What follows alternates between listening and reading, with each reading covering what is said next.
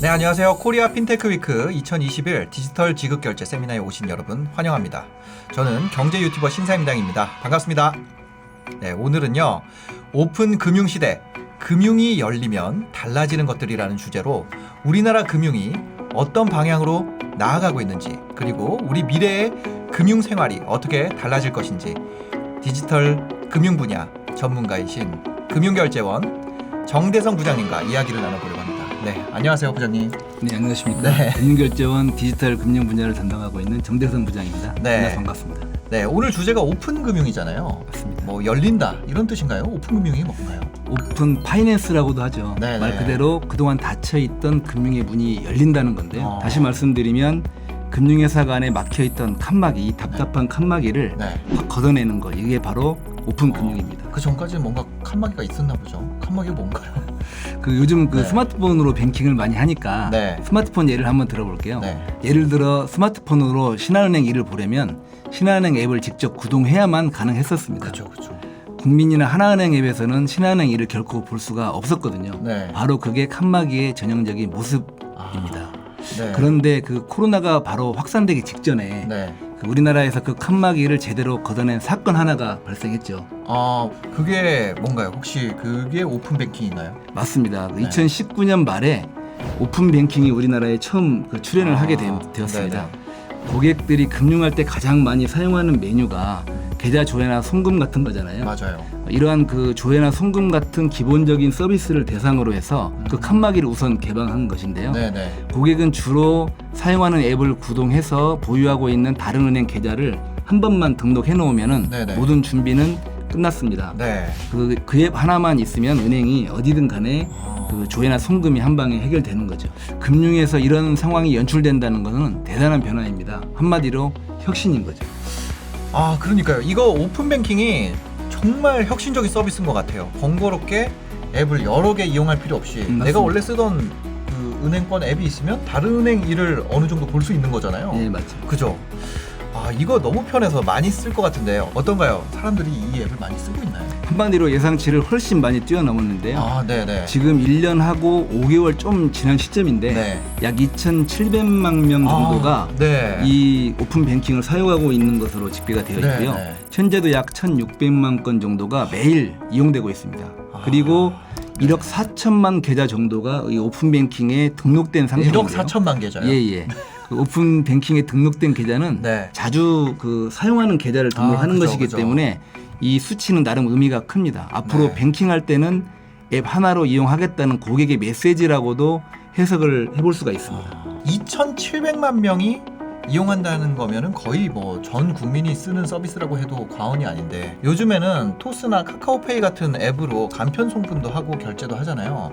이것도 오픈 뱅킹을 이용하는 거죠. 맞습니다. 그 핀테크 앱에서 주로 사용하고 있는 간편 송금 서비스는 네. 거의 오픈 뱅킹을 활용하는 거라고 보시면 됩니다. 오픈 뱅킹 앱이 그 따로 있는 게 아니라 금융회사 간에 그리고 금융회사와 핀테크 기업을 서로 연결해주는 네. 공공의 인프라, 플랫폼, 이게 바로 오픈 뱅킹인 거죠. 그렇군요. 그러면 사용자 입장에서 평소에 쓰고 있는 핀테크 서비스가 이게 뭐 오픈 뱅킹이다 아니다 이렇게 구분 지을 수 있는 경계선이 있는 건 아니네요. 그냥 맞습니다. 쭉 모르고 그냥 쓰고 있는데 그게 오픈 뱅킹인 경우가 많을 것 같아요. 네, 충분히 그럴 수 있죠. 네네. 참 그 신사임당님도 오픈 뱅킹 서비스를 많이 사용해 보셨다고 했잖아요. 네, 저도 여러 가지.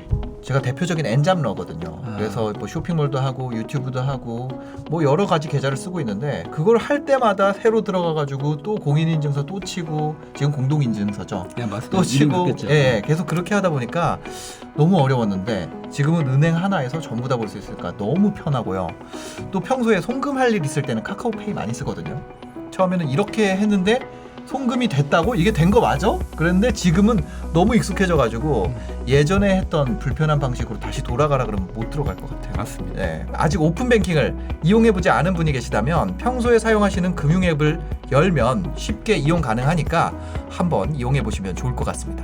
네, 감사합니다. 네. 그 오픈 뱅킹이 국민의 어떤 금융 라이프 스타일을 바꾼 혁신의 아이콘으로 좀 기억해 그죠. 주시면 좋겠고요. 앞으로도 많은 이용을 부탁드리겠습니다. 네, 우리나라 오픈 금융의 첫 시도가 오픈 뱅킹이라는 말씀을 해주셨는데 시작부터가 우리 금융생활에 큰 변화를 가져왔다는 생각이 듭니다. 그러면 이게 시작이라는 건 여기가 끝이 아닐 거라는 얘긴데요. 그렇죠. 이 다음 플랜이 정말 궁금해지는데 앞으로도 오픈 금융을 위해서 또 어떤 변화들이 계속 일어나게 될까요? 제가 볼 때는 네. 아마도 최근에 금융시장에서 가장 큰 화두 중에 하나는 오는 8월에 본격 실시를 앞두고 있죠. 네. 금융 데이터를 개방하는 마이데이터 서비스가 네, 이거 아닐까 들어봤어요. 싶어요. 네. 뭔지 아시죠? 네네, 들어는 네. 봤습니다. 예. 잘 모릅니다. 간단히 말씀드리면 고객이 자신의 어떤 금융 정보를 가지고 있는 금융회사한테 네. 내 정보 다 보여줘라고 하면 네. 금융회사는 거부할 수가 없고요. 이제는 고객이 원하는 즉시 네. 고객이 원하는 곳에 그 정보를 보내줘야 합니다. 네. 이것을 법에서 강제화한 건데요. 이렇게 되면은 네. 뱅킹에 이어서 금융 데이터까지 전격 오픈이 된다는 것인데요. 네. 그럼 이 두 개의 서비스가 결합이 되면 어떻게 될까요? 어떻게 될까요? 저는 이것이 오픈 파이낸스, 오픈 금융의 본격적인 시작, 그 시작이 어떤 신호탄이 아닐까 이런 판단을 하고 있습니다. 네, 뱅킹과 금융 데이터가 개방이 되고 서로 이제 결합이 이루어지면 본격적인 오픈 금융의 시대, 오픈 파이낸스의 시대가 열린다 이렇게 얘기해 주셨는데 그러면 오픈 금융 시대가 본격화되면 소비자가 얻게 되는 것은 뭘까요? 그 한 가지 예상되는 시나리오를 말씀드려 볼게요. 네네네. 고객은 자주 쓰는 앱을 구동을 해서 네. 이렇게 한두 번 클릭만 하면은 네. 자신이 보유하고 있는 예적금 정보는 물론이거니와 카드 내역, 보험 가입 정보, 만기가 언제 되는지, 네네네. 그리고 뭐 펀드 수익률, 그리고 대출받은 정보까지 네. 자신이 보유한 모든 자산과 부채 현황을 한눈에 확인할 수 있게 됩니다. 요즘에 좀 이런 거 있지 않나요? 물론 지금도 일부 조회가 네. 되지만 그 정보의 범위가 훨씬 더 다양해지고 네. 많아지게 되는 거죠. 네. 자, 그렇게 되면 자산 관리 같은 이 전문 컨설팅 프로그램이 네. 시중에 많은데 그죠. 이런 정보들을 통합된 정보를 그냥 놔둘 리가 없겠죠. 그렇죠. 자동으로 분석이 들어갈 거고 분석된 결과를 고객의 스마트폰으로 보기 좋게 만들어서 네. 바로 올려줄 겁니다. 네. 그러면 고객은 그 결과를 보고 금융 상품에 즉시 가입도 하고 더 좋은 상품으로 갈아타기도 할 거고요. 아마도 이런 모습이 일상화되지 않을까 싶어요. 이런 모습들이 앞으로 금융 서비스를 이용하는 고객들의 일상적인 모습이 될 거다. 사람들이 자기 투자를 프로그램에게 맡긴다는 거잖아요. 그럼 핀테크 기술이나 이런 거에. 근데 이게 일상화가 될까요? 물론 그 평소에 전문 지식을 가지고 네. 자기 자산을 잘 관리하는 그런 분들도 많이 있죠. 네. 하지만 요즘 고객들은 일단 많이 바쁘잖아요. 그리고 그 어떤 전문 지식을 어떤 습득할 수 있는 기회도 많지가 않아요. 네. 그래서 목돈이 생겨도 이 대출을 갚아야 할지 어디에 투자해야 할지 대충 고민만 하다가 네. 뭐 타이밍 놓치는 경우도 허다하고 네. 단순한 생각으로 했다가 망치는 경우도 많고요. 네. 지금까지는 금융회사가 이자를 좀 더 주거나 대출 금리를 좀 깎아주고 아니면 펀드 수익률 좀 신경 써서 올려주고 해서 고객들을 유치해 왔다면은 네. 앞으로는 이 고객의 오픈된 정보를 거래은행 상관없이 네. 종합적으로 분석을 해서 고객이 어떤 자산을 체계적으로 좀 관리해 나갈 수 있게끔 금융 포트폴리오를 만들어주면서 주고객을 확보하는 그런 네. 환경으로 바뀔 거예요. 네. 네. 결론적으로 그 고액 자산가들 뿐만이 아니라 이제는 대다수 평범한 국민들도 자산을 관리받는 게 일상화될 수 있는 그런 환경이 만들어진 겁니다. 네. 그래서 그 앞으로 고객들이 하는 대화 내용을 한번 상상을 해보자면은 네. 요즘 당신은 자산 관리 어디서 받나요? 뭐 어떤 은행이에요? 뭐 어느 핀테크인가요? 네. 제가 요즘 좀 수익률이 안 나와서 그러는데 좀 소개 좀 해줄 수 있나요? 네. 뭐 이런 말들이 좀 쉽게 오가지 않을까 싶어요. 그 제공되는 데이터와 뱅킹 정보를 가지고 뱅킹 기술을 가지고 좀 더 은행마다 고도화한 서비스를 내놓을 가능성이 있다는 거죠. 그렇죠. 네네. 지금 뭐 그런 서비스들이 지금 그런 서비스들을 출시하려고 핀테크 네. 기업도 마찬가지고 네네. 은행들도 지금 그런 부분들을 많은 연구를 하고 있습니다. 원래 이제 금융사에서 뭔가 혜택을 준다면 수수료 무료 이벤트 그리고 진짜 얘기하셨던 것처럼 금리를 뭐 특판 금리를 준다든지 돈 가지고 하는 그런 거가 대부분의 서비스였는데 지금 그게 이제 그런 네네. 부분들을 지금까지 해왔는데 네네. 앞으로는 이제 정보가 더 많아지거든요. 네. 자기의 어떤 은행들이 자기 은행 정보만 가지고 했었는데 네. 이제 다른 금융회사에 있는 정보까지 끌어와서 네. 전체를 분석하는 거죠. 그러니까 예전에는 내가 가진 자산을 한눈에 보기 어려웠고 또 힘들게 정보를 모아도 이게 뭐 어떻게 해야 될지 몰라가지고 타이밍을 놓치고 그랬었다면 이제는 가만히 있어도 알려주고 심지어 관리까지 자동으로 해주는 그런 시대가 되는 거예요. 맞아요. 모든 게 그 소비자 중심으로 그 무게추가 네. 그 바뀌어가고 있어요. 네. 아니 이미 바뀌었다고 봐야 돼요. 네, 네. 한마디로 지금까지의 어떤 금융은 금융회사, 제공자 중심이었다면 네. 앞으로는 고객, 소비자가 중심이 된다고 봐야 합니다. 소비자 입장에서는 계속해서 더 쉽고 편한 서비스들이 나오다 보니까 앞으로는 각자 취향에 맞게 금융 서비스도 선택할 수 있고 또 자산 규모에 관계없이 이제 프로그램이 제공을 하니까 예전에는 그 지점에서 그 고액 자산가들 오면 이렇게 모셔가지고 뭐 이런 서비스 제공하고 VIP 서비스. 근데 지금은 그렇게 프로그램으로 제공되게 되면 자산 규모와 큰 관계없이 좋은 서비스를 받을 수 있게 되겠네요. 맞습니다. 네. 아무래도 그 소비자 욕구를 누가 더 충족시키느냐에 그 초점이 그 맞춰질 텐데요. 네네. 기존 은행과 같은 정통 금융회사와 IT로 무장한 그 핀테크 기업들 간의 치열한 경쟁 또한 우리가 충분히 경험하게 될 거고요. 이러한 또 과정을 거치다 보면은 우리의 금융 서비스 경쟁력도 한층 더 탄탄해지는 그런 계기가 될 거라고 확신하고 있습니다. 근데 저는 그런 생각이 들어요. 이게 핀테크 기업들이 아무리 기술이 좋다 그래도 이 쌓아온 업력도 있고 거대한 금융회사들과 경쟁을 한다고 표현을 해주셨는데 그게 가능할까? 스타트업이나 이제 규모가 작은 회사들은 금융회사보다 환경이 열악할 수밖에 없잖아요. 이런 표현을 써도 될지 모르겠지만 근데 이런 중소기업들을 뭔가 제도적으로 보호해주거나 하는 시스템은 있나요? 정확히 보셨습니다. 그 오픈 금융이라는 금융 혁신이 네. 그 단발성으로 끝나지 않고 지속적으로 이루어지기 위해서는 공정한 경쟁 환경이 만들어지는 게 매우 중요합니다. 그래서 금융 당국에서도 이러한 그 개방의 효과를 어떤 극대화하는 차원에서 네. 새로운 제도 도입을 추진하고 있는데요. 네. 몇 가지 제가 소개를 드리자면은 1억 원대 소액 자본금만 있어도 고객의 자금이체 요구를 금융회사한테 직접 전달해 줄 수 있는 지급 지시 전달업이라고 부르는데 네네. 이러한 업종도 만들어질 걸로 보이고요. 네. 그리고 은행처럼 계좌를 직접 발급도 하고 기본적인 은행 업무까지도 가능한 대형 사업자를 위한 여건도 네. 새롭게 조성이 될 것으로 예상이 됩니다. 아 그러네요. 근데 이렇게 되면 기존 핀테크 기업들이 거대한 금융회사랑 어느 정도 경쟁이 가능해질 것 같다 이런 생각이 드는데 이런 게 굉장히 중요할 것 같아요. 맞습니다. 네. 그럼 소비자 보호 쪽으로 생각을 해보면 금융 소비자 보호요. 그쪽으로 생각을 해보면 계속 간편해진단 말이에요.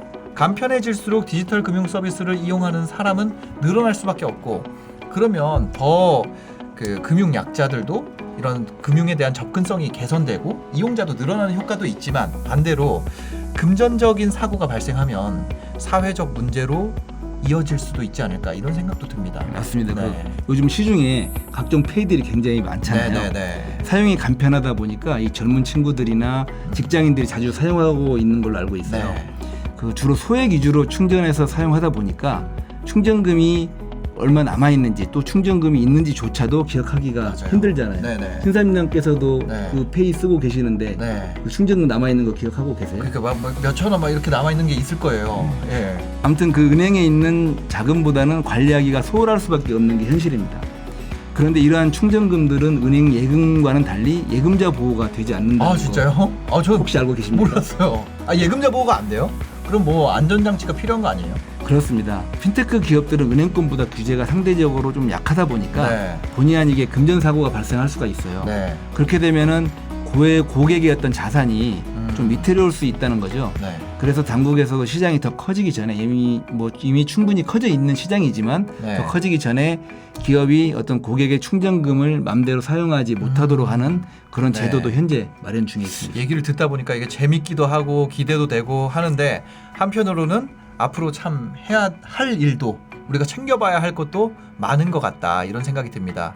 영상을 보시는 분들은 금융결제원이 뭘 하는 곳인지 잘 모르실 수도 있지 않을까요? 네, 그래서 금융결제원이 오픈금융을 위해서 준비하고 있는 것들이 어떤 게 있는지 한번 알려주시면 좋을 것 같습니다. 그 기회를 주시니까 네. 핵심적인 거 몇 가지만 간단히 네. 말씀드리도록 하겠습니다. 네. 그 먼저 그 은행권 위주로 시작했던 오픈뱅킹이 작년 12월엔 그 증권사를 비롯한 제2금융권으로 이미 확대가 되었고요. 네.